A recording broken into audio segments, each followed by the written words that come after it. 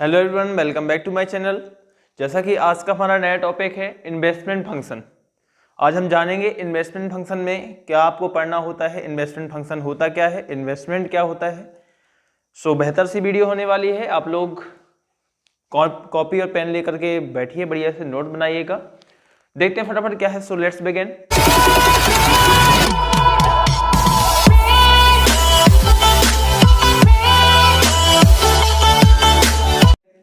Investment function, सबसे पहले आपको समझना है इन्वेस्टमेंट क्या होता है। इन्वेस्टमेंट का मतलब है जो भी आप पैसा इन्वेस्ट करते हो। अब इसको कैसे समझा जाएगा, हमने कहा सपोज आपका जो भी कैपिटल होता है, आपके कैपिटल में जो भी चेंज देखने को मिले, यानी सपोज मेरा, आप मान लीजिए कि जो मेरा कैपिटल था पहले 100 रुपीज़ था, अब वह चेंज होकर के 150 का हो गया है। इसका मतलब इसमें जितना भी चेंज दिख रहा है, इसमें डेल्टा कैपिटल जो भी आपको दिख रहा है वो हो गया यहाँ पे 50। यानी आपका कोई भी कैपिटल 100 से अगर 50 को बढ़ के जा रहा है, इसका मतलब यहाँ पे जो आपका इन्वेस्टमेंट दिख रहा है ना वो 50। इसका मतलब होता है कि investment are additional made to the existing stock of the capital. यानी जो इन्वेस्टमेंट होता है वो आपके कैपिटल में एक एडिशनल इन्वेस्टमेंट जो आपके स्टॉक को बढ़ाता है, यानी इंक्रीज करता है। सिंपल सी बात है, इन्वेस्टमेंट आप जब भी करते हो तो आपकी उससे जो कैपिटल होती है, यानी गुड्स वैल्यू होती है, जो वर्थ होती है कैपिटल आपकी फर्म की, कंपनी की, वो इंक्रीज हो जाती है। बात करते हैं कि इन्वेस्टमेंट अगर यह होता है तो इसको कितने प्रकार से देखते हैं। तो आपको समझना है कि इन्वेस्टमेंट के प्रकार कितने होते हैं, टाइप्स कितने होते हैं। तो ये मेनली 2 टाइप्स के होते हैं। एक आपका होता है ऑटोनोमस इन्वेस्टमेंट, एक होता है इंड्यूस्ड इन्वेस्टमेंट। अब बात समझ में आपको इन्वेस्टमेंट की आ गई होगी। इन्वेस्टमेंट सिंपल से, आपको बहुत सिंपल सा कॉन्सेप्ट था कि इसका जो फॉर्मूला होता है वो आई हम डिनोट करते हैं इन्वेस्टमेंट को, और डेल्टा के बोलते हैं हम लोग कैपिटल को। ठीक है, इसका मतलब है कि इन्वेस्टमेंट हमेशा जो होगा, यहाँ पे डेल्टा के आपका 50 है, इसका मतलब हम कह सकते हैं जो आपका इन्वेस्टमेंट किया गया है वो 50 है, जो कि डेल्टा के इक्वल होगा। इसका मतलब हम लोग बोल सकते हैं कि इन्वेस्टमेंट वही पैसा होता है जो आप लोग को कैपिटल को इंक्रीज कर देता है। लेकिन हम बात करते हैं कि जब इसके 2 टाइप्स में जाते हैं तो ऑटोनोमस इन्वेस्टमेंट क्या होता है। तो ऑटोनोमस इन्वेस्टमेंट और इंड्यूस्ड इन्वेस्टमेंट ये बहुत ही कॉमन इन्वेस्टमेंट होते हैं जो हमारी इकोनॉमी में देखने को मिलते हैं।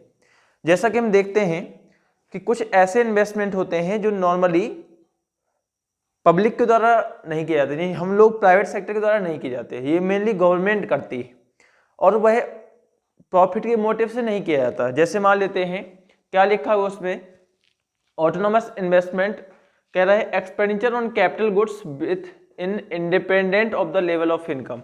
एक ऐसा इनकम जो इनकम को देख करके तो किया ही नहीं गया। इसका मतलब हम लोग पैसा लगाते हैं और पैसा बिना कमाने के लिए, यानी ना कमाने के लिए पैसा कौन लगाता है। आपको मालूम है कि अगर मैं 100 रुपये की या 200 रुपये का जो भी इन्वेस्ट कर रहा हूँ उससे प्रॉफिट होने वाला नहीं है, तो आप पैसा क्यों खर्च करोगे। क्या ऐसा कोई मूर्ख इंसान होगा जो पैसा खर्च करता है उससे फिर भी उसको मालूम है कि प्रॉफिट नहीं होने वाला। हमने कहा कहीं ना कहीं आपकी सिचुएशन पड़ जाती है तो खर्च करना पड़ता है, लेकिन नॉर्मली ये हम लोगों द्वारा नहीं किया जाता, ये गवर्नमेंट के द्वारा किया जाता है। जैसे मान लीजिए कि गवर्नमेंट इतना सारा पब्लिक इन्वेस्टमेंट करती है, स्कूल्स बनाती है, क्या उसको प्रॉफिट होता है। हॉस्पिटल्स बनाती है, क्या उसको प्रॉफिट होता है। लेकिन फिर भी उसकी एक मजबूरी होती है, उसको करना पड़ता है क्योंकि सोशल वेलफेयर देखना पड़ता है। तो यहाँ पे ऑटोनोमस इन्वेस्टमेंट एक ऐसा इन्वेस्टमेंट होता है जो आपके इनकम को देख करके नहीं किया जाता, यानी आपको उसका प्रॉफिट कमाने का मेन टारगेट तो होता ही नहीं है, वो प्रॉफिट के पर्पज के लिए नहीं किया जाता। डेफिनेशन क्या दे रखी थी, independence of the level of income and not influenced by the expected profitability. वह प्रॉफिटेबिलिटी के एक्सपेक्टेशन से इन्फ्लुएंस नहीं होता। अगर उसको मालूम चल जाए प्रॉफिट नहीं होने वाला तो ऐसा नहीं कि वो रुक जाएगा, नहीं, वो इन्वेस्टमेंट होता रहता है। और यह इन्वेस्टमेंट की एक खास बात ये भी है, इसका डायग्राम हमने बनाए रखा है कि यह हमेशा पैरेलल होता है। आपका इनकम बढ़े या कम हो, या इंक्रीज हो या डिक्रीज हो, इस इन्वेस्टमेंट का जो लेवल होता है वो चेंज नहीं होता है। जैसे हम देख रहे हैं ना कि आपका ये क्या है, इनकम लाइन शो कर रखी है एक्स एक्सेस पे और वाई एक्सेस पे आपका इन्वेस्टमेंट शो कर रखा है। यहाँ पे आपको देखना है कि आपका इन्वेस्टमेंट चाहे वो 0 लेवल ऑफ इनकम हो, चाहे हम लोग M पे जाएं, चाहे M2 पे जाएं, चाहे इनकम आपकी बढ़ रही हो चाहे घट रही हो, इन्वेस्टमेंट आपका एक पैरेलल लाइन जा रही है, वो भी एक्स एक्सेस की। यानी इन्वेस्टमेंट में कोई चेंज हो ही नहीं रहा, आपका जीरो लेवल इनकम पे भी आपका यही इन्वेस्टमेंट है, ये जो आपका ओ से लेकर के आई लेवल का इन्वेस्टमेंट है, ये ऑटोनॉमस है। कुछ इसकी मेन जो पॉइंट है वो हमने आपको यहाँ पे लिख रहे हैं, जो आपको अगर एग्जाम में आता है वैसे तो ये मेन आपको सिर्फ समझना है, और एग्जाम में इसका मेन जो पीछे कारण होते हैं, क्वेश्चन किस प्रकार से बनते हैं अभी देखते हैं। तो फटाफट देखते हैं। Autonomous investment are generally made by the government. अभी हमने बताया था कि यह मेड बाय किसके द्वारा, गवर्नमेंट के द्वारा ही किए जाते हैं, क्योंकि वही एक ऐसी सोशल वेलफेयर का जो वर्क होता है उसी के रिस्पॉन्सिबिलिटी में होता है, यानी मोस्टली उसी वही एक्सपेंडिचर करती है। फिर the curve parallel to X axis because investment remain constant. जो आपका कर्व होता है इन्वेस्टमेंट का, ये आपका इन्वेस्टमेंट कर्व है, ये पैरेलल रहेगा किसके, एक्स एक्सिस का। इसका कारण ये है कि हमेशा ये कांस्टेंट रहता है इन्वेस्टमेंट। फिर बोल रहा है it is not influenced by the profit motive. हमने बताया था कि यह प्रॉफिट मोटिव के लिए तो किया ही नहीं जाता, यानी वह प्रॉफिट के मोटिव से कुछ भी इसमें चेंज नहीं होते हैं। प्रॉफिट आपको हो रहा हो या ना हो रहा हो इसमें कोई इफेक्ट नहीं पड़ता। फिर बोल रहा है it is not affected by change in level of income. आपकी इनकम में चेंज हो जाएगा, इनकम का लेवल चेंज हो जाएगा, लेकिन इसमें कोई इफेक्ट नहीं आने वाला। यह आपका ऑटोनॉमस इन्वेस्टमेंट आपका था। तो हमने कहा कि अगर गवर्नमेंट कुछ ऐसा प्रकार का इन्वेस्टमेंट करती है जिससे उसको प्रॉफिट मोटिव पर्पस नहीं होता है, तो इस प्रकार का हम बोल सकते हैं ऑटोनॉमस इन्वेस्टमेंट। सो नेक्स्ट क्या है आपका, इंड्यूस्ड इन्वेस्टमेंट है। इंड्यूस्ड इन्वेस्टमेंट का मतलब होता है कि यह किसी ना किसी टारगेट को पूरा करने के लिए, प्रॉफिट मोटिव को पूरा करने के लिए किया गया इन्वेस्टमेंट होता है। अब जरा सोचो, हम लोग जो इन्वेस्ट करते हैं वो सब हम लोग प्रॉफिट मोटिव को लिए, अगर हमें मालूम चल जाए कि मैं एक बिजनेस खोलने जा रहा हूँ उसमें मुझे प्रॉफिट होने वाला नहीं है, तो शायद मैं उसमें इन्वेस्टमेंट नहीं करूंगा, क्योंकि मेरा मोटिव वहाँ पे क्या था, सिर्फ और सिर्फ प्रॉफिट कमाना। अगर मेरा प्रॉफिट कमाना है तो मुझे वहाँ पे इनकम का लेवल भी देखना होगा। देखते हैं, it is motivated by the expected profitability and level of income in the economy, it is positive related to the level of income. एक ऐसा इन्वेस्टमेंट जो कि आपका प्रॉफिट की मोटिव से किया गया हो, और साथ ही साथ जैसे जैसे आपका लेवल ऑफ इनकम इंक्रीज होता है तो इन्वेस्टमेंट का जो स्टेज होता है वो भी, इन्वेस्टमेंट का लेवल भी इंक्रीज हो जाता है। फॉर एग्जांपल, सपोज मेरे पास 1 लाख रुपीस थे, मैंने उसको इन्वेस्टमेंट कर दिया और उससे क्या हुआ, मुझे कुछ प्रॉफिट हुआ होगा, और जैसे जैसे मेरा इनकम का लेवल बढ़ता जाएगा मैं उसमें और इन्वेस्ट करता जाऊँगा, क्योंकि मुझे मालूम है कि उसमें आने वाले टाइम पे प्रॉफिट आ रहा है, और प्रॉफिट को ही हम लोग क्या करते हैं, इन्वेस्ट करते जाते यहाँ से हम लोग देखते हैं कि एक इंड्यूस्ड इन्वेस्टमेंट है। तो यहाँ पे इसका डायग्राम कुछ इस प्रकार से बना हुआ है कि यहाँ पे आप दे रखा होगा कि यहाँ पे ओ और जो आपकी एक्स एक्सेस है वहाँ पे हमने इनकम शो कर रखा है, और यहाँ पे इन्वेस्टमेंट, और इसका जो कर्व होता है वो कुछ पॉजिटिव स्लोप का होता है। यहाँ पे आपका पैरेलल था, यहाँ पे कैसा है, पॉजिटिव स्लोप का होता है, यानी आपका लेवल ऑफ इनकम अगर इंक्रीज करता है, मान लीजिए पहले आप इस पॉइंट पे थे, इस इनकम पे इतना आपका इन्वेस्टमेंट हो रहा था, यानी ये इन्वेस्टमेंट हो रहा था आपका OM लेवल पे। फिर क्या हुआ कि जैसे आपका लेवल ऑफ इनकम इंक्रीज हुआ, OM 1 पे पहुंचा, यानी इस पॉइंट पे पहुंच गया, तो आपने इन्वेस्टमेंट का लेवल भी क्या कर दिया, इंक्रीज कर दिया, और O से A1 पे आप बढ़ गए हैं। तो यहाँ पे पॉजिटिव स्लोप का इन्वेस्टमेंट होता है, तो आप इसको मानिए क्या होता है, ये इंड्यूस्ड इन्वेस्टमेंट होता है। अब बात करते हैं इसके कुछ मेन पॉइंट्स क्या हैं जो आपको लिखने हैं, याद भी करने हैं। याद रखिएगा, आपको बिल्कुल भी मिसमैच नहीं होना है, ना ही कहीं से किसी प्रकार का कंफ्यूजन क्रिएट करना है। There is positive relation between induced investment and income. When increase in income, induced investment increase and it's vice versa. ये कह रहा है कि जो इनकम लेवल होता है और इंड्यूस्ड इन्वेस्टमेंट होता है, इसका पॉजिटिव रिलेशन पाया जाता है। या हम कह सकते हैं कि अगर यह इनकम लेवल आपका इंक्रीज होता है तो आपका जो इंड्यूस्ड इन्वेस्टमेंट होगा वो भी इंक्रीज करेगा, और इसके वाइस वर्सा का मतलब है कि अगर इनकम लेवल आपका डिक्रीज होगा तो इंड्यूस्ड इन्वेस्टमेंट भी आपका घट जाएगा। फिर सेकेंड पॉइंट दे रखा है कि income increase from OM to OM1। अब देखिए OM से आपकी जो इनकम है वो OM1 तक इंक्रीज हो गई है, यानी आपकी इतनी इनकम थी अब वह इतनी यहाँ तक हो चुकी है। तो फिर क्या हुआ, इसके कारण आपका इन्वेस्टमेंट इंक्रीज फ्रॉम OA, यानी आपका इन्वेस्टमेंट भी था ना वो OA था, वो OA से A1 तक इंक्रीज हो चुका है। यही आपको पॉइंट के माध्यम से यहाँ पे लिख रखा था हमने। फिर it is induced by profit motive, यह जो इंड्यूस्ड इन्वेस्टमेंट होता है ये बढ़ता इसीलिए है क्योंकि इसको प्रॉफिट मोटिव की संभावना रहती है, प्रॉफिट के उद्देश्य को पूरा करने के लिए ही ये बढ़ाया जाता है। फिर it is directly affected by the change in level of income, और इसमें जो इफेक्ट आता है वो डायरेक्टली इनकम के लेवल से, यानी आपकी इनकम बढ़ रही होगी तो ये इन्वेस्टमेंट बढ़ेगा, और इनकम घट रही होगी तो इन्वेस्टमेंट घटेगा। फिर जो आपका लास्ट पॉइंट है, it is generally done by the private sector and the government sector also, यह मोस्टली जो किया जाता है वह प्राइवेट सेक्टर के द्वारा किया जाता है, और साथ ही साथ इसमें कहीं ना कहीं गवर्नमेंट भी इन्वेस्ट करती है कि जिस सेक्टर में गवर्नमेंट प्रॉफिट अर्न करती है या प्रॉफिट अर्न करने के मोटिव से इन्वेस्टमेंट करती है तो कहीं ना कहीं वो आपका इंड्यूस्ड इन्वेस्टमेंट होता है। अब बात करते हैं कि इस टॉपिक से आपको आने वाला क्या है। मैं आपको बता दूं, कभी भी आपको ऐसा क्वेश्चन 10% या 20% चांसेस है कि आपसे ऑटोनोमस इन्वेस्टमेंट और इंड्यूस्ड इन्वेस्टमेंट पूछ लिया जाए। आपसे इससे क्वेश्चन क्या बनेगा, आपको देखना है कि इस इन्वेस्टमेंट को और इन्फ्लुएंस करने वाले कौन कौन से फैक्टर होते हैं, यानी हम कैसे तय करेंगे कि हमें इन्वेस्टमेंट कितना करना है। इस टॉपिक में आपको सबसे ज्यादा समस्या कहाँ आती है, वो है आपका डिटर्मिनेंट्स ऑफ इन्वेस्टमेंट, यानी आपको इस डिटर्मिनेंट्स ऑफ इन्वेस्टमेंट में सीखना क्या है।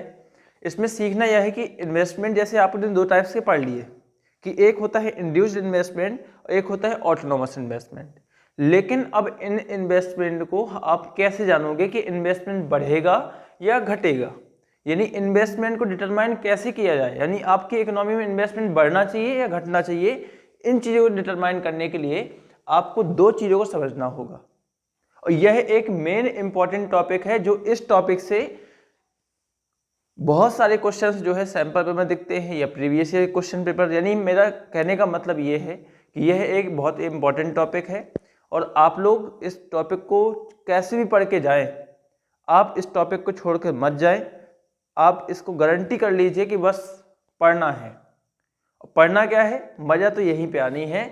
देखिए बोले क्या है ये concept, marginal efficiency of investment. पहले आपको इन्वेस्टमेंट को डिटरमाइन करने के दो फैक्टर समझने हैं। मार्जिनल एफिशिएंसी ऑफ इन्वेस्टमेंट का मतलब क्या होता है। मार्जिनल एफिशिएंसी ऑफ इन्वेस्टमेंट में सिखाया जाएगा कि आपने जो भी इन्वेस्टमेंट किया है, मान लीजिए आपने 100 रुपीज़ का इन्वेस्टमेंट किया, तो आप इससे एक्सपेक्टेड करोगे, यानी इससे एक्सपेक्ट करोगे कि ये लगभग मुझे इतने % का रिटर्न देगा। जैसे मैंने 100 रुपीज़ का इन्वेस्ट किया, मैंने इससे रिटर्न की उम्मीद करी कि लगभग मुझे 10% का रिटर्न देकर जाएगा, यानी 10 रुपये प्रॉफिट दे करके जाएगा, और मैंने इसका इंटू 100 कर दिया, तो यहाँ से आपको परसेंट कितना निकला, लगभग आपकी जो मार्जिनल एफिशिएंसी ऑफ इन्वेस्टमेंट है कि आपको जो उससे मार्जिन मिलने वाला है वो लगभग 10% का है। पहली बात समझ में आई। इसका मतलब है कि जो इसका फॉर्मूला है, टॉपिक क्या है समझते जरा। Marginal efficiency of investment is simply expected profitability to additional investment. It is defined as the expected rate of return and additional unit of capital invested. यानी जो भी हम लोग एडिशनल पैसा इन्वेस्ट करते हैं तो उससे हमें एक्सपेक्टेड रेट ऑफ रिटर्न कितना मिलने वाला है, यानी आपको इस पूरे इन्वेस्टमेंट से आपकी रिटर्न की क्या एक्सपेक्टेड है। अगर आप इस चीज़ को एक्सपेक्ट करोगे तो मैंने यहाँ पे कितना किया, 100 रुपीज़ के इन्वेस्टमेंट पे 10 का एक्सपेक्ट किया, यानी मेरा एक्सपेक्टेशन रेशियो कितना निकला, ये निकला मेरा 10%।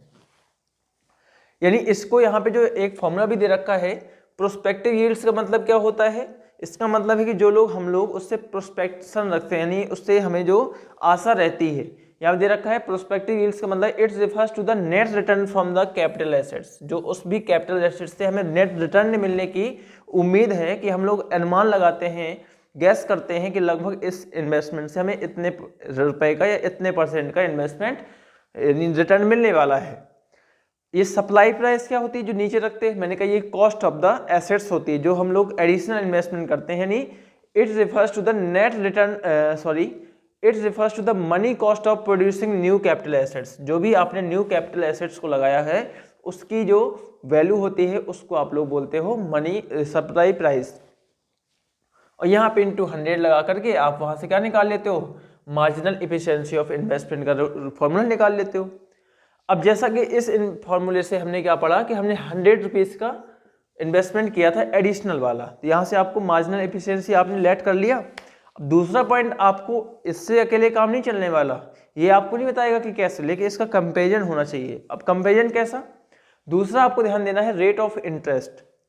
जो आपको मान लीजिए कि मार्केट में रेट ऑफ इंटरेस्ट जो आपको बैंकिंग इंस्टीट्यूशन से मिलता है, जहाँ से भी आप पैसा लेकर के आते हो, तो रेट ऑफ इंटरेस्ट का मतलब है जो भी आप लोग एडिशनल लोन लेते हैं ना, उसका रेट ऑफ इंटरेस्ट चल क्या रहा है।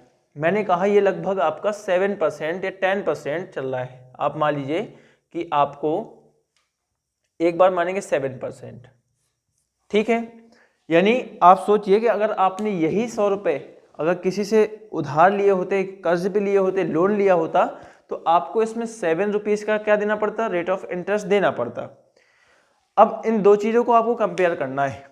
अब यहीं से हम लोग जान जाएंगे, समझ जाएंगे कि क्या इन्वेस्टमेंट बढ़ने वाला है या घटने वाला है। हम फटाफट देखते हैं कि जब आपका मार्जिनल एफिशिएंसी, अब कंपेरिजन कर रहे हैं हम लोग किसका? मार्जिनल एफिशिएंसी और रेट ऑफ इंटरेस्ट का। ये क्यों कर रहे हैं? हमने कहा देखो 2 मिनट का एक जादू है, यहाँ से बहुत सारी चीज़ें निकलने वाली है, आपको पूरा कॉन्सेप्ट यहीं पे क्लियर होने वाला है।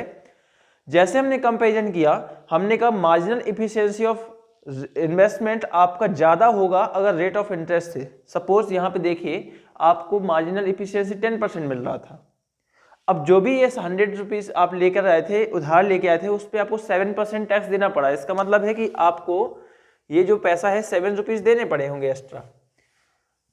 अब जरा सोचिए, आप इसको निकालोगे तो लगभग 7% का आपको रेट ऑफ इंटरेस्ट पड़ रहा है, आपको रिटर्न मिल रहा है 10%। सिंपल सी बात है, आप कम पैसे यानी कम रेट पे पैसा ला रहे हो और उस पैसे को लगा करके पैसा कमा रहे हो, तो सिंपल है कि आपको रिटर्न मिल रहा है ना, आपको 3% का मार्जिन मिल रहा है ना, तो आप ऐसी कंडीशन में क्या करोगे? इन्वेस्टमेंट को बढ़ाओगे। सिंपल सी बात है कि मैंने अगर 10% का इंटरेस्ट से पैसा लिया हुआ है, 10% का लिया हुआ है, उससे रिटर्न मुझे ज़्यादा मिल रहा होगा तो मैं इन्वेस्टमेंट बढ़ाऊंगा ना। तो यहाँ पे दे रखा है कि if marginal efficiency of investment is greater than the rate of interest then investment increases, तब आपका इन्वेस्टमेंट क्या होगा? बढ़ेगा। अगर आपका रेट ऑफ इंटरेस्ट क्या है? कम है और उससे रिटर्न क्या है? ज़्यादा है, तो आपका इन्वेस्टमेंट बढ़ने वाला है। दूसरी बात करता हूं कि सपोज मान लीजिए अब आपका रेट ऑफ इंटरेस्ट जो है मान लीजिए कि 15% पे और आपको रिटर्न मिल रहे हैं मात्र 10% के। अब इस कंडीशन में क्या होने वाला है? If marginal efficiency of investment is less than the rate of interest, यानी आपका रेट ऑफ इंटरेस्ट क्या है? ज़्यादा है और आपका मार्जिनल एफिशिएंसी ऑफ इन्वेस्टमेंट क्या है? कम है। यानी आपको रिटर्न 10% का मिल रहा है और आपको जो रेट ऑफ इंटरेस्ट है वो 15% का लग रहा है। अब जरा सोचिए 15% का पैसा ले करके इंटरेस्ट पे मैं 10 रुपीज़ का रिटर्न निकालूंगा, तो क्या ऐसी कंडीशन में मैं व्यापार करना चाहूँगा, प्रोडक्शन करना चाहूँगा? बताइए आप लोग। ऐसा नहीं हो सकता, क्योंकि अगर हमें रेट ऑफ इंटरेस्ट अगर महंगा पड़ रहा होगा और उससे रिटर्न कम पड़ आ रहे होंगे, तो हम ऐसी कंडीशन में इन्वेस्टमेंट को घटाएंगे, क्योंकि वहाँ पे हमें तो लॉस झेलने पड़ रहे हैं। तो इस कंडीशन में आपका इन्वेस्टमेंट डिक्रीज होगा और इसको डायग्राम में भी हम शो करेंगे किस प्रकार से आपको इफेक्ट देखने को मिलता है। और सिंपल सी बात है कि अगर मार्जिनल एफिशिएंसी ऑफ इन्वेस्टमेंट और रेट ऑफ इंटरेस्ट आपस में इक्वल हो गए, यहाँ पे अगर 10-10 हो गया, 10% रिटर्न आपको मिल भी रहा था और 10% का इंटरेस्ट भी पे करना पड़ रहा है, तो इस कंडीशन में आपको क्या है? There is no change in the investment. ऐसी कंडीशन में आपका इन्वेस्टमेंट में कोई चेंज नहीं होने वाला। यह आपको 3 कंडीशन दे रखी थी जो आपको बताती है कि इन्वेस्टमेंट को डिटरमाइन कैसे किया जा सकता है, यानी बढ़ेगा कि घटेगा। कैसे समझेंगे कि इन्वेस्टमेंट बढ़ेगा कि घटेगा? तो यही आपके 3 तरीके। अब इसका डायग्राम क्या होता है? आपको इन्वेस्टमेंट जो दे रखा है वो नेगेटिव स्लोप का दे रखा होता है, corresponding to level of income. यानी हम लोग कह सकते हैं कि इन्वेस्टमेंट के करस्पॉन्डिंग में अगर हम लोग देखें रेट ऑफ इंटरेस्ट और इन्वेस्टमेंट का नेगेटिव रिलेशन पाया जाता है। देखा ना भी हमने कि अगर ये बड़ा होगा तो ये क्या हो रहा होगा? इंक्रीज हो रहा होगा। और यहाँ पे रेट ऑफ इंटरेस्ट क्या होगा? ज़्यादा होगा, तो यहाँ पे इन्वेस्टमेंट आपका डिक्रीज हो रहा होगा। और इक्वल होंगे तो देयर इज नो चेंज। लेकिन आपको नेगेटिव रिलेशन कैसे कहा हमने? देखिए जरा कि रेट ऑफ इंटरेस्ट आपका यहाँ पे क्या है? पहले मान लेते हैं कि आपका आर रेट है, यानी आपके इस लेवल पे यह रेट है आपका, तो आपका इन्वेस्टमेंट ओनली एम लेवल का हो रहा है, यानी इतना इन्वेस्टमेंट हो रहा है इतने रेट पे। जैसे ही आपका रेट क्या हुआ? डिक्रीज हुआ, तो आपका रेट डिक्रीज होने के कारण आपका इन्वेस्टमेंट क्या हो जाता है, इंक्रीज हो जाता है, यानी बढ़ जाता है। सपोज रेट और हाई हो जाएंगे तो आपका मान लीजिए रेट और हाई हो गया, R2 हो गया, तो आपका इन्वेस्टमेंट क्या होने वाला है, बहुत तेजी से डाउन होने वाला है, यानी इस लेवल पे आ जाएगा। तो यह थे आपको डिटर्मिनेंट्स ऑफ इन्वेस्टमेंट जो कि आपको पढ़ने हैं, और मिलते हैं कल के एक नेक्स्ट एंड लास्ट टॉपिक के साथ, जो कि आपका इस चैप्टर का बेसिक कॉन्सेप्ट लगभग खत्म हो जाएंगे, फिर हम लोग चलेंगे न्यूमेरिकल और इसके जो अदर पोर्शन है। तो थैंक यू आज के लिए, और अगर वीडियो पसंद आई है तो कृपया लाइक करके ही जाना, और आज के लिए इतना ही। तो थैंक यू, गुड नाइट। आज रात के 1 बज रहे हैं। Bye bye.